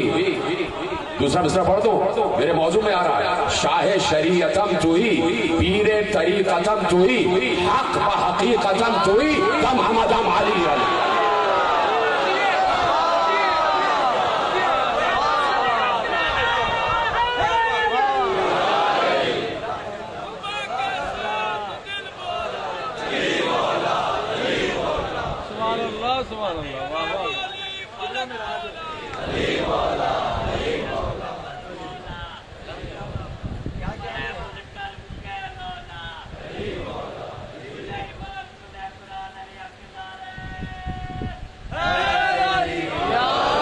شمس توئی قمر توئی. شمس توئی قمر توئی مالک بحر و بر توئی. شمس توئی، قمر توئی، مالک بحروں پر توئی. اب آگے کہہ رہے ہیں کہ شاہ تاجے سے لافتہ سرس، تاجے سے لافتہ سرس، تیرے سر پر لافتہ کا تاج ہے. آیا انما برت، تیرا لباس انما یرید اللہ ہے. سمجھ گئے بات؟ تاج سے لافتہ سرس، آیا انما برت، شمس غلام قمبرت، دم ہمدم علی علی. اب پتہ نہیں کون سے شمس کی بات کی ہے. یہ شمس جو ہے یہ قمر کا غلام ہے. پتہ نہیں کون سے شمس کی بات کی ہے اس وقت جو سورج کی اوٹ میں چھپا ہوا ہے. یہ قمر کا غلام ہے. تو غلام تو آقا کے اشارے پر ہی چلتا ہے. تو جو بھی ولی گزرا ہے، جو بھی صوفی گزرا ہے، اس کا شجرہ ولایت جب تک علی سے جا کے نہ ملے وہ ولی نہیں کہلاتا. شجرہ ولایت علی سے جا کے ملنا چاہیے، تب جا کے وہ ولی کہلاتا ہے. اس لیے میں کہتا ہوں کہ روحانیت و نورانیت میں اضافہ ضروری ہے کہ ورد علی کیا جائے. اس لیے کہ علی اس میں اعظم، نعت علی اس میں اعظم، اس میں اعظم ہے. تو اب یہاں پر جو بیٹھے ہو نام حسین لے رہے ہو، تو نام حسین اپنی جگہ اس میں اعظم ہے. نام حسین اپنی جگہ اس میں اعظم ہے. میں کہہ چکا کہ آہ کرنا بدعت و شرک نہیں ہے. پہلی تقریر میں نے عرض کیا کہ آہ اللہ کا نام ہے. آہ اللہ کا نام ہے. ان آہ اسم من اسماء اللہ. میرے چھٹے امام کی حدیث ہے کہ بے شک آہ جو ہے وہ اللہ کے ناموں میں سے ایک نام ہے. تو ہمیں آہ سے روکا نہ کرو. ہم جب آہ کہیں تو ہمیں روکا نہ کرو. اس لیے کہ کوئی ہمیں آہ کرنے سے روکتا ہے تو اس کا مطلب ہے کہ وہ ہمیں اللہ کہنے سے روکتا ہے. کہ جو ہم غم حسین میں آہ بھرتے ہیں یا اصل میں اللہ کو پکار رہے ہیں، اللہ کو پکار رہے ہیں. میرے عزیزو، 4 محرم میں ہم داخل ہو گئے. 4 محرم میں ہم داخل ہو گئے. آج ہی کسی وقت سن 61 ہجری میں، آج کی تاریخ میں کسی وقت حسین کے خیمے دریا سے ہٹا دیے. خیمہ حسینی دریا سے ہٹا دیے. 4 محرم خیمہ حسینی دریا سے ہٹا دیے گئے. اب دور خیمہ گاہ بسی ہوئی ہے اور دور ہے فرات. جاتے ہیں پانی لے کر آ جاتے ہیں، جاتے ہیں پانی لے کر آ جاتے ہیں. لیکن 7 محرم کو قیامت ہو جائے گی کہ پانی بھی بند ہو جائے، پانی دینا بند ہو جائے. پیاسے گئے ہیں، کربلا والے پیاسے گئے، اور کربلا کا پہلا شہید مسلم بھی پیاسا گیا. مسلم کو بھی پانی میسر نہ آیا. 3 مرتبہ جام اپنے منہ سے لگایا، تینوں مرتبہ جام لہو سے بھر گیا اور پانی کو نیچے پھینک دیا. میں نے کل عرض کیا کہ بام پر کھڑے ہو کر اہل کوفہ کو مخاطب کر کے کہا، اے اہل کوفہ، تمہاری گودیوں میں بچے نظر آ رہے ہیں. میرے بھی 2 بچے میرے ساتھ آئے تھے، وہ کہیں کھو گئے ہیں. اگر مل جائیں تو انہیں مدینے کا راستہ بتا دینا. اجرکم اللہ. 7 اور 8 برس کے محمد اور ابراہیم، بڑے کا نام محمد، چھوٹے کا نام ابراہیم. دونوں کے چھوٹے چھوٹے روزے آج بھی مسیب میں بنے ہوئے ہیں. مسیب میں روزے بنے ہوئے ہیں. کہاں مدینہ کہاں عراق، کہاں مدینہ کہاں مسیب، کہاں کا مسافر کہاں رہ گیا، کہاں کے بچے کہاں آ کے دفن ہوئے، کدھر کے بچے اور زمین کہاں ملی. جب جاتا ہوں میں روزے پہ تو کلیجہ پھٹ جاتا ہے 2 ننھے گنبدوں کو دیکھ کر کہ آل محمد کے بچے یہاں پر آرام کر رہے ہیں. اور وہاں پہنچ کر میرا دل کہتا ہے کہ مسلم ضرور کہتے ہوں گے کہ تم میرے بچوں کی قبر پر آئے، تمہارا شکریہ، تمہارا شکریہ. تم میرے لاڈلوں کی قبر پر آ گئے، تمہارا شکریہ. اتنے کم سے اتنے حسین بچے. آل محمد کا حسن مشہور ہے. دونوں بچے لکھا ہوا ہے روایتوں میں 1 سال تک قید رہے، 1 سال تک قید رہے. نہ ماں کی خبر ہے نہ باپ کی خبر ہے. نہ ماں کو جانتے ہیں نہ باپ کو کہ کہاں پر ہیں. انہیں یہ بھی نہیں پتا کہ ماں باپ کو ہماری خبر ہے یا نہیں. اور دوسرا جملہ سنو گے، بچوں کو یہ بھی نہیں معلوم کہ جس قید خانے میں وہ قید تھے اسی کے سامنے جو گلی جا رہی تھی اس میں مسلم کا لاشا گھسیٹ کے لے جایا جا رہا تھا، اس میں ان کے بابا کا لاشا گھسیٹا جا رہا تھا، ام ہانی کا لاشا گھسیٹا جا رہا تھا۔ بچوں کو خبر ہی نہیں کہ بابا اس دنیا سے چلے گئے۔ ایک شب آئی تو چھوٹے نے بڑے سے کہا، ذرا محسوس کرنا، تھوڑا محسوس کرنا جو میں کہنے جا رہا ہوں۔ ایک شب آئی، بہت دن گزر گئے، تم بھی تو کبھی بچے رہے ہوگے نا، ماں سے کتنی محبت ہوتی ہے بچوں کو، باپ کے ساتھ جتنا بھی رہیں، لیکن بچے چاہتے ہیں کہ شب ماں کے ساتھ گزارے، ماں کے ساتھ شب گزارے، رات میں ماں کے ساتھ ہی رہیں، جہاں بھی جائیں 2-3 دن جائیں اور پھر ماں کی یاد آنا شروع ہو جاتی ہے۔ چھوٹے نے آخر بڑے سے کہا، بھیا بھیا آج اماں بہت یاد آ رہی ہے، آج اماں بہت یاد آ رہی ہے۔ کیا گزری ہے بچوں پر یہ دونوں بچے ہی جانتے ہیں، آج اماں بہت یاد آ رہی ہے۔ بڑے نے چھوٹے کو سینے سے لگا لیا، کتنا بڑا بچہ، بڑا بھی کتنا بڑا تھا، 1 سال ہی تو بڑا تھا، دونوں برابر ہی کے تو تھے، لیکن بڑے نے چھوٹے کو کلیجے سے لگا لیا، کہا دیکھو آج یہ دربان آئے گا تو میں ہمت کر کے اس بات کروں گا، شاید اس کے دل میں رحم آ جائے۔ دربان آیا، بچوں کے لیے کھانا لے کر آیا، بچوں نے کہا کھانا تو ہم کھا لیں گے لیکن ہم تم سے کچھ بات کرنا چاہتے ہیں، میں مسلمانوں سے ایک سوال کرنا چاہتا ہوں، ان 2 ننھے بچوں کو 1 سال کیوں قید رکھا گیا؟ کون لوگ تھے کہ جنہوں نے بچوں پر بھی ظلم ڈھایا ہے؟ ان میں اندر شیطان نے حلول کیا ہوا تھا، مسلمان حکومت تھی اور یہ نبی کے گھر کے بچے تھے، شرم نہیں آ رہی تھی مسلمانوں کو کہ نبی کے گھر کے بچوں کو قید کیا ہوا تھا، اور بچے بھی اتنے معصوم، اتنے حسین بچے، بے قصور بچے، قصور کیا تھا بچوں کا؟ کہا کہ ہم تم سے کچھ بات کرنا چاہتے ہیں۔ کہا سناؤ کیا بات ہے؟ کہا کہ تم رسول اللہ کو مانتے ہو؟ کیوں نہیں مانتا، میں مسلمان ہوں۔ کہا کہ تم علی ابن ابی طالب کو مانتے ہو؟ کہا میں ان کو مولا مانتا ہوں۔ کہا تم حسین ابن علی کو مانتے ہو؟ کہا وہ میرے آقا ہیں۔ اب بچوں میں ہمت پیدا ہوئی، کہا اچھا تم ہمیں جانتے ہو؟ کہا نہیں، تم بتاؤ کون ہو؟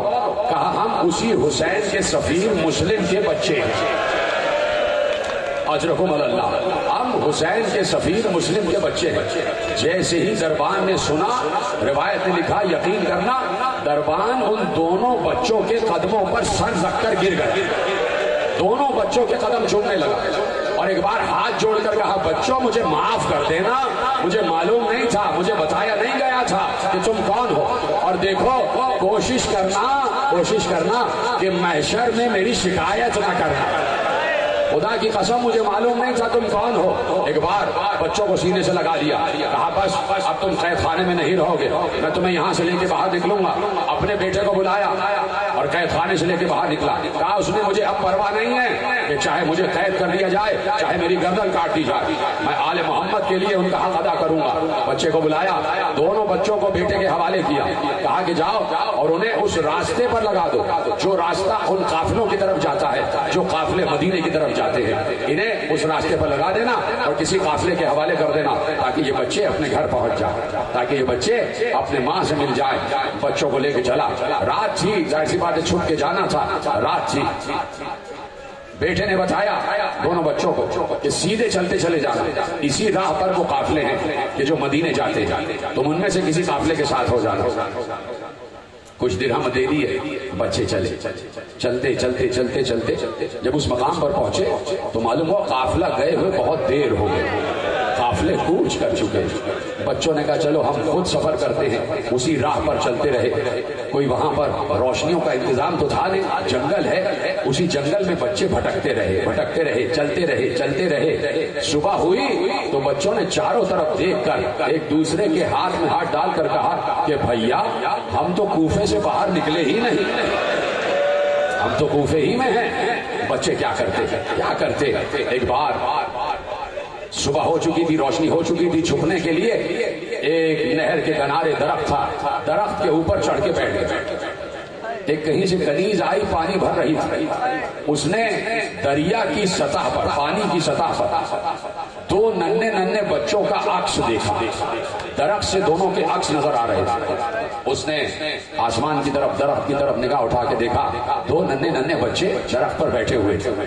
اس کنیز نے بڑے ہی لطافت کے انداز میں، بڑی محبت کے انداز میں کہا بچوں گر جاؤ گے، چوٹ لگ جائے گی، نیچے آ جاؤ، نیچے آ جاؤ۔ بہت دنوں بعد جب کسی خاتون کا محبت بھرا لہجہ سنا، ہاں روتے رہو روتے رہو، ابھی دونوں بچوں کی شبیہ تابوت برآمد ہونے والی ہے۔ جب بہت دنوں بعد کسی خاتون کا محبت بھرا لہجہ سنا تو دونوں بچے آہستہ آہستہ نیچے آ گئے۔ اس کنیز نے دونوں کے سروں پر ہاتھ رکھا، کون ہو؟ سمجھ گئے یہ کنیز بڑی رحم دل ہے۔ کہا کہ بتا دیں گے تو ہم پر ظلم تو نہیں کرو گی؟ کہا نہیں، میں وعدہ کرتی ہوں۔ کہا ہم مسلم ابن عقیل کے بیٹے ہیں، سفیر حسین ہیں، 1 سال ہو گیا قید میں ہیں، اپنے بابا سے بچھڑ چکے ہیں۔ کنیز پہچان گئی۔ کنیز نے کہا بچوں میرے ساتھ چلو، میری مالکہ مومنہ ہے، وہ آل محمد کی چاہنے والی ہے، وہ تمہاری دیکھ بھال کرے گی۔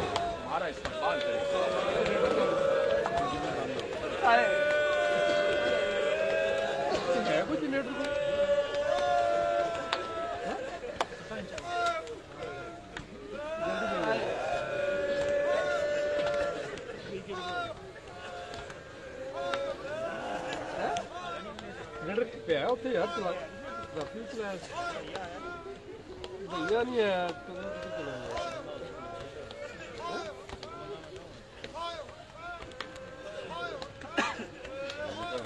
ਜਿਹੜੇ ਹੈ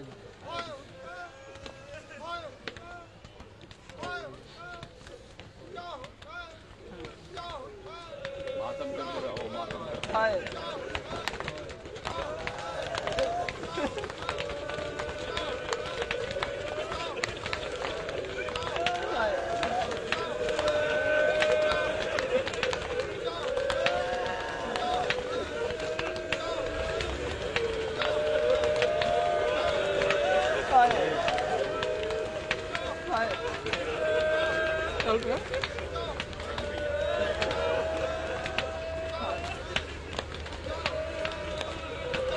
आजा आजा जल्दी आजा।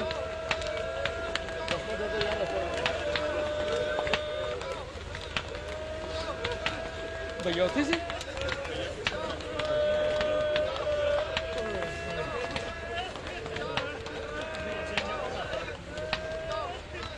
कितना करना चाहिए जाओ टाइम लगना यार।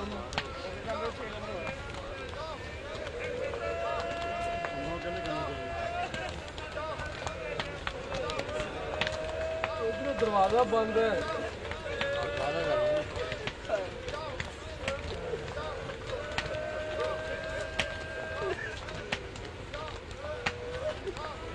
चेंज होगी सी होगा, चलता तो चलता है।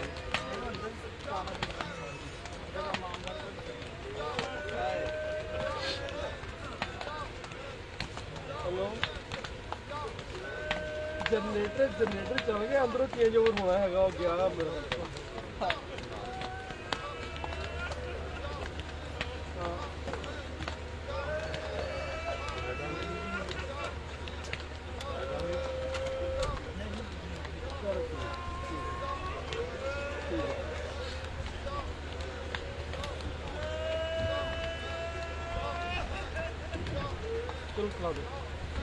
करते आओ, मातम करते आओ। तो यकीन करो तुम्हारा ये खामोश मातम दोनों बच्चों की माँ को कितना खुश कर रहा होगा। तुम सिर्फ ये सोच रहे हो कि बच्चों के ताबूत बरामद होने वाले हैं और तुम उसी इंतजार में बैठे हो, तुम्हारा गिरिया जारी और सारी है। बस मैं क्या अर्ज करूं कि बच्चे मोमिना के घर में आए, मोमिना ने दोनों बच्चों के कदमों पे हाथ रखा और कहा मेरी किस्मत कि मेरे घर आले मोहम्मद के घराने के बच्चे आ गए। मेरे घर, सुनोगे जुमला मोमिना ने क्या कहा? अपनी कनीज को देख कर कहा कि ये मुस्लिम के बच्चे नहीं आए, मुझे तो ऐसा लग रहा है हसन और हुसैन आ गए, मुझे ऐसा लग रहा है हसन और हुसैन आ गए मेरे घर। मेरी किस्मत कितनी बुलंद हो गई। बच्चों को नहलाया धुलाया, खाना खिलाया, बच्चों ने नमाज पढ़ी और बच्चों को हुजरे में सुला दिया। शब हो गई, खत्म हो गई तकरीर। उस माँ का, उस मोमिना का मनहूस बेटा हारिस दाखिल हुआ। कई दिनों से बच्चों को ढूंढ रहा था, कई दिनों से बच्चों को ढूंढ रहा था, बच्चे कहीं मिल नहीं रहे थे। घर के दरवाजे को तोड़ता हुआ, धक्का मारता हुआ दाखिल हुआ। कहा मुझे खाना चाहिए। माँ ने खाना दिया, अभी खाना खा रहा था। दोनों बच्चे हुजरे में सो रहे थे। दोनों ने एक ही ख्वाब देखा। दोनों बच्चों ने एक ही ख्वाब देखा। दोनों उठे और एक दूसरे को ख्वाब बता रहे थे, भैया मैंने ख्वाब में देखा कि नाना रसूल अल्लाह की बज़्म सजी हुई है, उसमें दादी फातिमा भी हैं, उसमें दादा अली भी हैं, उसमें इमाम हसन भी हैं, उसमें इमाम हुसैन भी हैं। ऐसे में हमारे बाबा मुस्लिम आ गए। रसूल अल्लाह को सलाम किया तो बाबा मुस्लिम से रसूल अल्लाह ने पूछा, मुस्लिम तुम्हारे बच्चे नहीं आए, तुम्हारे बच्चे नहीं आए? तो हमारे बाबा ने कहा, या रसूल अल्लाह बच्चे अभी आया ही चाहते हैं, बच्चे अभी आया ही चाहते हैं। दोनों एक दूसरे से गले मिल के कहने लगे, भैया मालूम होता है आज हमारी आखिरी रात है। क्या मातम कर रहे हो, क्या गिरिया कर रहे हो? भैया मालूम होता है आज हमारी आखिरी रात है। ये आवाज हारिस के कान तक पहुंच गई। बाहर हारिस के कान तक पहुंची। उसने माँ से पूछा, कहाँ से आवाज आ रही है? कहा पड़ोस में से कहीं से आवाज आ रही होगी। कहा नहीं, ये घर से आवाज आ रही है। आवाज का ताक़ुब करता हुआ उस हुजरे तक पहुंचा जहां से बच्चे आहिस्ता आहिस्ता बातें कर रहे थे। उस हुजरे का दरवाजा खोला, अंधेरे में टटोलता हुआ आगे बढ़ा तो दोनों बच्चों के सीने पर हाथ गया। एक बार दोनों को गरिबान से पकड़ के कहता है, कौन हो तुम लोग यहाँ क्या कर रहे हो? बच्चे थे ना, छोटे बच्चे, मासूम बच्चे। कहा तब बताएंगे कि तू हमें अमान दे रहा है। कहा अमान दे रहा हूँ। कहा अल्लाह की अमान दे रहा है?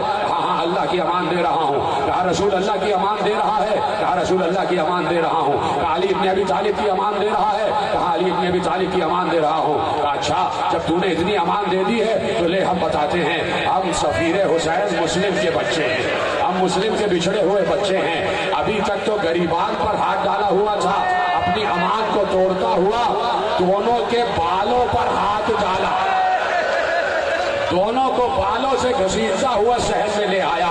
दोनों के पांव खत देते हुए शहर में आ गए। दोनों को बीच शहर में एक सुतून से बांधा, एक सुतून से बांधा। सुनोगे, रात भर कभी मोहम्मद के तमाचा मारता था, कभी इब्राहिम के तमाचा मारता था, कभी मोहम्मद के रुखसार पर तमाचा, कभी इब्राहिम के रुखसार पर तमाचा। दोनों बच्चों के गाल नीले नहीं, फट चुके थे, फट चुके थे गाल, गालों से लहू बह रहा था। इतने तमाचे खाए मुस्लिम के बच्चों ने, इतने तमाचे खाए। सुबह हुई वो लेके चला, दरिया के किनारे लेके चला। कहाँ लेके जाता है, कहाँ लेके जाता है? कहा तुमको ज़िबा करूंगा, तुमको ज़िबा करूंगा। दरिया के किनारे लाया, कहा तुम्हारी गर्दनें काटूंगा। बच्चों ने मिन्नत की, हमें ना मार, हमें ना मार। कहा मुझे इनाम मिलेगा। कहा तू हमें हमारे वतन पहुंचा दे, हम इससे ज्यादा तुझे इनाम दिलवाएंगे। तू 2000 दिरहम के लिए हमें कत्ल कर रहा है, हम तुझे 10,000 दीनार दिलवाएंगे। कहा नहीं नहीं, जब शैतान हलूल कर जाता है तो फिर इंसान को कुछ नजर नहीं आता। जब इंसान शकी हो तो फिर उसे कुछ नजर नहीं आता। सिर्फ 2000 दिरहम की खातिर, सिर्फ 2000 दीनार भी नहीं, 2000 दिरहम की खातिर कहा मैं तुम्हें कत्ल करूंगा। अच्छा चल, तू हमें हमारे बाल काट दे, हमें गुलामों के दरबार में ले जाके भेज दे, वहां तुझे हमारी ज्यादा कीमत मिल जाएगी। कहा नहीं, मैं तुम्हें हाकिम के पास तुम्हारे कटे हुए सर ले जाऊंगा, उससे मुझे इनाम चाहिए। अच्छा, हमें मार के न ले जा, हमें जिंदा ले जा दरबार में, हमें जिंदा ले जा। कहा नहीं, जिंदा भी नहीं ले जाऊंगा। ऐसा ना हो रास्ते में तुम्हें कोई मुझसे छीन ले और वो इनाम का हकदार हो जाए, मैं तुम्हारे गर्दनों को काटूंगा। जब बहुत मिन्नत की और जालिम को रहम न आया, कहा अच्छा एक आखिरी ख्वाहिश तो पूरी करने दे, हमें 2 रकत नमाज पढ़ने दे, हमें 2 रकत नमाज पढ़ने दे। बच्चों ने नमाज पढ़ी, नमाज खत्म हुई, कातिल आगे बढ़ा, मोहम्मद का गरीबान पकड़ा, मोहम्मद के गले पर हाथ डाला, मोहम्मद को ज़िबा करने के लिए लिटाया ही था कि इब्राहिम ने भाई के गले पर गला रखकर कहा मेरे सामने मेरे भाई को ज़िबा न कर, मेरे सामने क्या मातम कर रहे हो, खुदा तुम्हें कोई गम न दे सिवा गम हुसैन के, मेरे सामने मेरे भाई को ज़िबा न कर। एक बार इब्राहिम को दूर फेंका, इब्राहिम को दूर फेंका, बच्चे को लिटाया, छुरी चलाई, बच्चे का गला कटा, खून का फव्वारा था जो रगों से बरामद हो रहा था। बच्चे की गर्दन को, कटी हुई गर्दन को उठाया, मोहम्मद की गर्दन को एक जानिब रखा,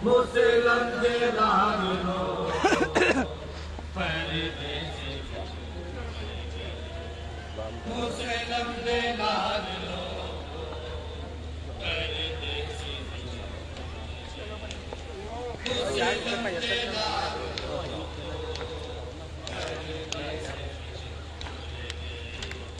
مسلم دے نال لو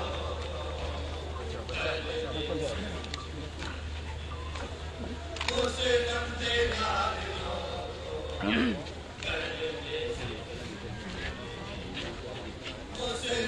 رام رام بھائی رام لال سائڈ سے تھوڑا سا بھائی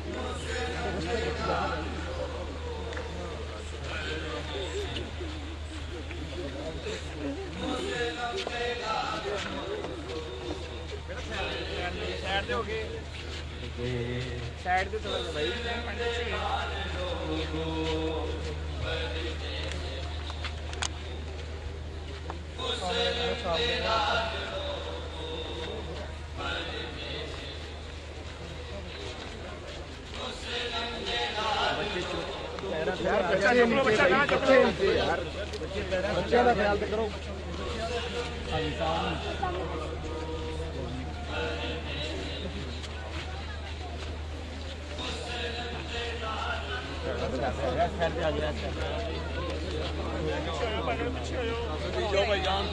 علی اکبر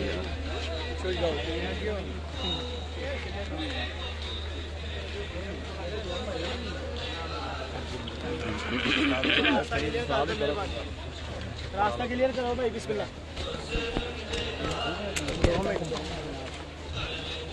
راستہ کلیئر کرو دیکھو اچھی ہو یا بچی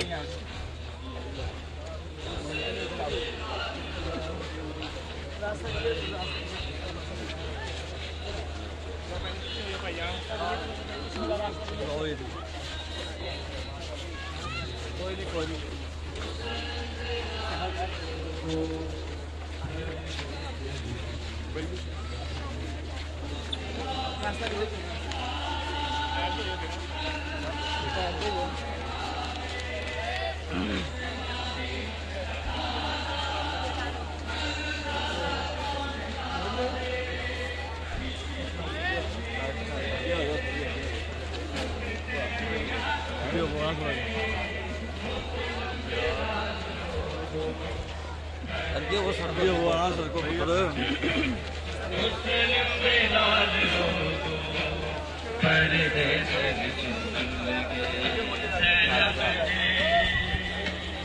آج دلاری آن محمد زینب دے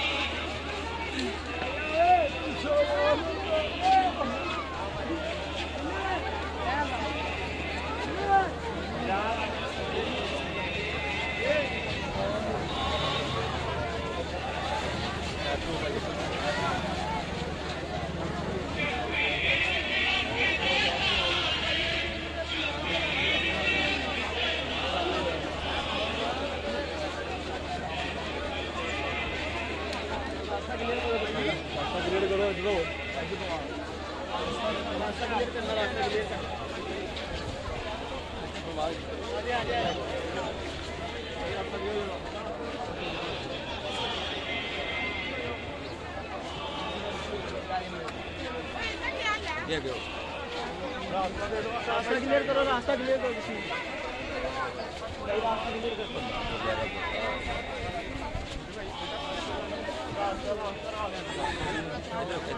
راستہ راستہ